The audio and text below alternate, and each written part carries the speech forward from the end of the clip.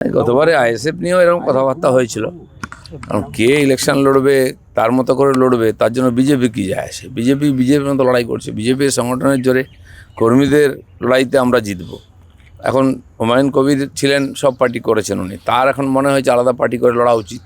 তো যারা ওনার সঙ্গে যাবে তারা লড়বে, বিজেপির মধ্যে জড়াবার কী আছে।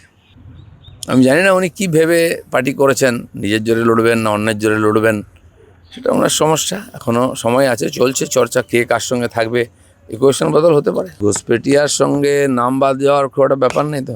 ঘুষপেটিয়া তো 2 কোটি আছে এখানে, এবং এখান 1.5 কোটি ভারতবর্ষে অন্য রাজ্যে আরও 50 লাখ আছে।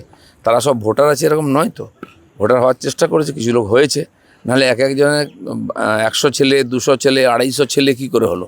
এ তো বিশ্বে কোথাও দেখা যায়নি। ধৃতরাষ্ট্রের এতগুলো ছেলে ছিল না, এখন যা দেখা যাচ্ছে। এগুলো কিসের নাম? এগুলো তো বাদ যাবে তো, ভোটার লিস্ট নাম বেরোক, ভোটার লিস্ট, তখন বোঝা যাবে ফাইনাল লিস্ট এলে। দুঃখজনক দৃশ্য, ছেলের বেকার ভাতার জন্য বাবাকে লাইন দিতে হচ্ছে। পশ্চিমবঙ্গে মমতা ব্যানার্জি এটাই দিয়েছেন, তারপরে উনি এই বেকার ভাতা দিয়ে ভোট চাইছেন। পশ্চিমবাংলার জনতার ভাবা উচিত যে আর কি করতে হবে। এবারে বাবার ওষুধের লাইনে ছেলে দাঁড়ায়, কিন্তু ছেলের চাকরির লাইনে বাবাকে দাঁড়াতে হচ্ছে। এই দুর্ভাগ্যজনক পরিস্থিতি পশ্চিমবাংলায় চলছে। এবার কে ভাতা পাবে, কতজন পাবে, কিসের আধারে পাবে, সে তো যখন পাবে বোঝা যাবে। এটা আড্ডা আর ভাতা দুটো আলাদা জিনিস। ভাতা হচ্ছে লোভ দেখিয়ে লোককে নিয়ে আসে।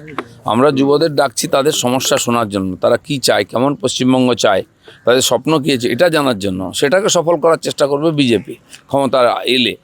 আর যুবদেরই দায়িত্ব আছে, তারা তাদের মতো যদি বাংলা চায় তাহলে বাংলায় পরিবর্তন করুক। 15 লক্ষ তো কিছুই না। 1000 চাকরির জন্য 15 লক্ষ লোক পরীক্ষা দেয়, সে তো ক্যাটাগরিক্যালি থাকে। এখানে তো কয়েক গুণ হবে এই সংখ্যাটা, এখন তো আসল সংখ্যা কোটি পার হয়ে যাবে। তো হয়তো উনি জানতে চাইছেন কত বেকারকে উনি রাখতে পেরেছেন পশ্চিমবাংলায়, তার লিস্ট তৈরি হবে। কেন্দ্রের কোনো চিঠির জবাব রাজ্য সরকার দেয় না বা কোনো সহযোগিতা করে না। তার প্রমাণ হচ্ছে আমাদের মেট্রো, চিংড়িঘাটা মেট্রোর সংযোগ হচ্ছে না বলে এত খরচা করে পড়ে আছে। আর নিউ টাউনের ভিড়টাও কাটছে না।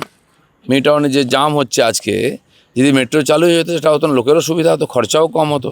আমরা দেখলাম হাওড়া শিয়ালদা মেট্রো হতে মানুষের কত সুবিধা হয়েছে, কিন্তু মমতা ব্যানার্জি সেটা আটকাবার জন্য সুপ্রিম কোর্টে চলে যাচ্ছেন, সেটা জুড়তে অনুমতি দেবেন না। তো তার কাছ থেকে কী আশা করা যায়? রেলের সমস্ত প্রজেক্টকে আটকে রেখেছেন উনি, এমনকি উনি যেগুলো ভিত্তিপ্রস্তর স্থাপন করেছিলেন সেগুলোও শুরু করতে দিচ্ছেন না। পশ্চিমবাংলার মানুষের যদি একটা সাধারণ বুদ্ধি থাকে যে এই ধরনের একটা সরকার, একজন মুখ্যমন্ত্রী যে তাদের জীবনকে সাবলীল করতে পারছেই না, যদি কেউ করে তাকে সহায়তাও করছে না, তো তাদের ভোটা উচিত। রেলকে আটকে রেখে ভোট নেবেন, এটাই ওনার মানে পলিটিক্স। টাটাকে তাড়িয়ে দিয়ে সরকারে আসবেন, এটা উনি করে সফল হয়েছেন, তাই মনে হয়েছে যে এটাই রাস্তা। যাত্রাটা ভারতবর্ষে খালি হিন্দুত্ব নয়, জনসম্পর্কের মাধ্যম এটা। সব রাজ্যে দেখুন সব পার্টি করে ইলেকশনের আগে, তো বিজেপিও করে এসছে। হ্যাঁ, রথের এটা গরিমা আছে আমাদের দেশে, রথ শব্দের সঙ্গে মানুষ যুক্ত হয়, বহু মানুষ দেখতে আসে। সেই জন্য এই যে যাত্রা, এটা পরিবর্তন যাত্রা হবে, মানুষের কাছে মেসেজ পৌঁছে দেবো, দেশ বাংলায় পরিবর্তন করুন, মোদিজির বার্তা আমরা পৌঁছে দেবো। মায়াপুর ইস্কন মন্দির বিশ্ববিখ্যাত মন্দির তৈরি হচ্ছে, সেটা তারা চান যে একবার মাননীয় অমিত শাহ ওখানে যান। এর অনেক বছর আগের থেকে ওনারা আগ্রহ করেছেন আসার জন্য, কিন্তু মাননীয় অমিত শাহ সময় দিতে পারেননি বলে। তো এবারে একবার যাওয়ার চেষ্টা করবেন উনি ওখানে।